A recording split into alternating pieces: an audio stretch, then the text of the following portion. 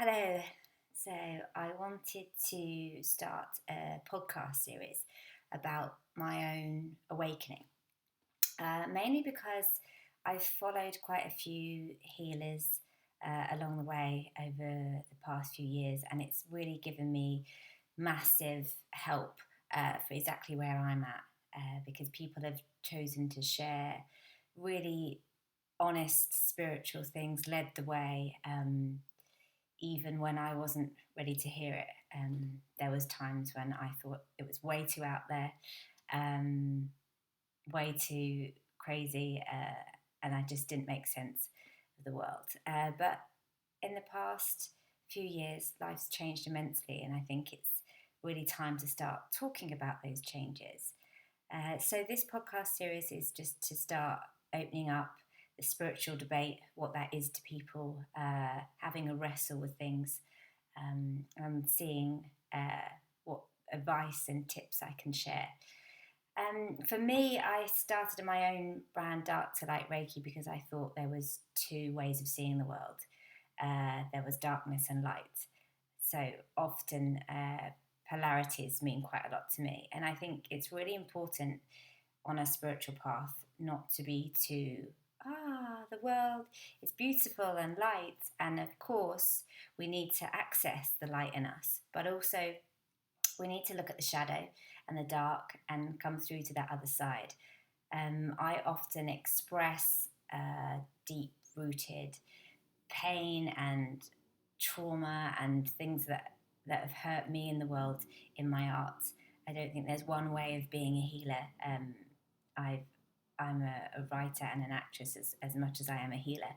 And all three of those things combine and marry and help me grow.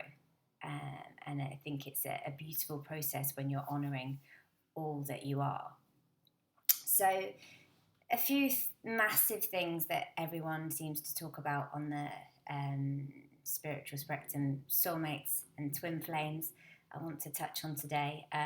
Abandonment wounds, which are a huge lesson for me, and spiritual reality. So, starting with twin flames and soulmates and labels, I think certainly for me, when you start out having a spiritual awakening, and mine started with triggering the abandonment wound for me. I had my nan die, who I absolutely adored, and I had some sense of a spiritual belief back then. I thought, oh yeah, maybe I could slightly sense energies when I was young, of spiritual beings. I would do Ouija boards and little tiny things that I think people do when they're young. And I had quite an open mind, quite a hippie spirit. And I could predict a few things, and that scared me, and I shut it down. But then I went through a big, massive breakup where I felt very abandoned. At a similar time, my nan died, and I felt spiritually abandoned, and that triggered something much deeper in me. I kind of remember thinking to the world, I don't believe in anything anymore. I've been sold a lie, because if I'm slightly understanding of spirit and my nan doesn't exist to me anymore, how can any of this be true? And I kind of had a big old crisis. And then it wasn't until I let go of the anger, the grief, the resentment I felt over those years and started to do something that I really wanted to do. I changed careers and started my path in acting, which was something that just completely filled up my soul. And in that process, I've actually saw the vision of my nan. She came back into the room and appeared to me and told me not to be so afraid. And this was when the world shifted on its axis, because I'd seen spirit for the first time in my life. I'd seen my nan walk back into my life, and I couldn't really understand how anything could ever be the same again. And it wasn't. That was the start of a big awakening for me. I'll talk more on that another day, I'm sure. And then that was the start of understanding that we're never really abandoned by anyone. But that has also been triggered time and time again for me, quite honestly, because after this process, I started to write and I got very much into writing from a place of pain that I needed to get out of me. I had gone through another connection. I'd opened my heart massively to somebody and I felt we linked on a mind, body, spirit level. It was just a time in my life when I was getting to understand past lives and soulmates, and I was very into the label of twin flame at the time, and I was holding on to this person and saying he must have been my twin flame. I've never had that kind of connection before. As many people know, that can lead to quite an obsession, because if that person's that missing part of you and they're gone, then you're left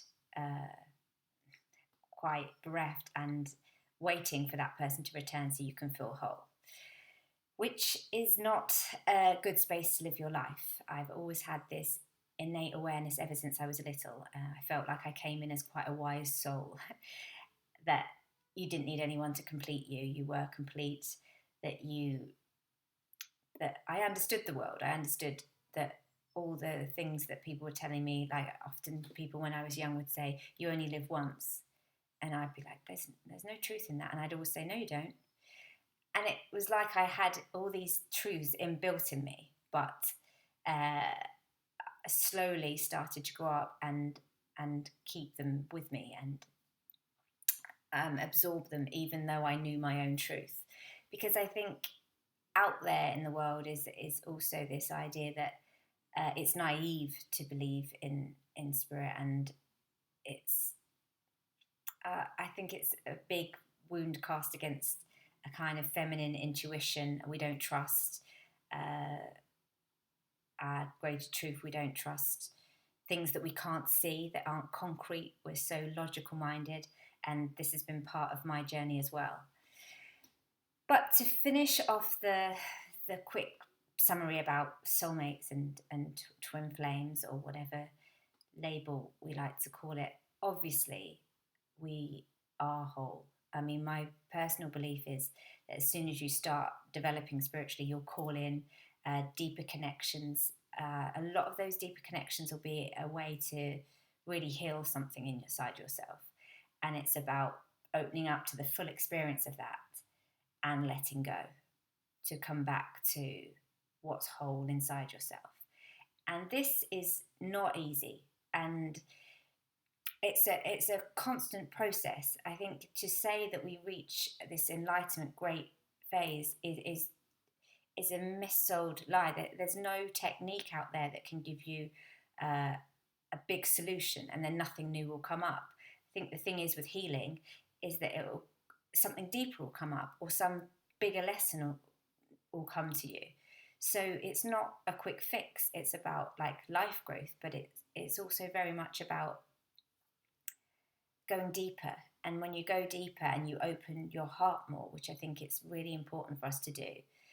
I mean, the best ever lesson I learned was, instead of letting someone go that you love, but not letting them go with hate. If you can have a deep connection with somebody and then say, I'm still going to hold space for you in my heart and love you, but I just don't need to have you in my life. It's a lot more powerful for both you and them than letting them go with hate or casting them out or pretending they don't exist. And it's something I've had to learn the hard way, because the problem is with that is then you hold that hate or that bitterness or that sadness within yourself, and it carries through into your days. And it will be trapped in part of yourself. So spiritual reality and awakening that I wanted to end on, I think spirituality as a term is a strange one, because it's very reeks of like new age, and I think there is people out there that don't speak much sense or pretend that they know everything, or there's that kind of guru or mentor that, for me, what I've found is you are your own best wise self. You have this higher self, this wise self that guides the way and that knows the truth. But so many things get involved in the way that we're ingrained, the way that we're brought up, the way that society tells us to be, that sometimes it's hard to get back to that truth, that inner wisdom, that higher self, that guidance that really knows your own heart and your soul, and is constantly calling you back to yourself, is how I see it. And that's the work I love to do with people. It's the energy work, clearing those blocks, and those, sometimes it can be that we're shut down in our hearts, or sometimes it can be pain in our physical body that's calling us back to ourselves, or it can be emotional trauma or release. And slowly we can unpick that and then start to hear the true voice on the true wisdom that we all have inside of ourselves, and we can connect with that. And that is where we have great strength, great power, and great courage to be in the world in that space. And for me, that's what spiritual truth is, a connection with what I feel is my own soul, my own light, and that connects with the greater soul, or the bigger light that's out there, always waiting for us to return to. So I hope that was helpful to some people. I'll be talking more about different things, and posting them on my YouTube channel, and also linking in with some amazing teachers, mentors, and inspirations that I've had on the way, podcasts and people I've been listening to that have really opened up my world for me and made me feel like I'm part of a bigger collective, and they've helped me to grow and become the person I am today. So wishing you lots of love and luck on your own journey, and I hope that you reach out and speak your truth and connect with people that are resonating. Thank you.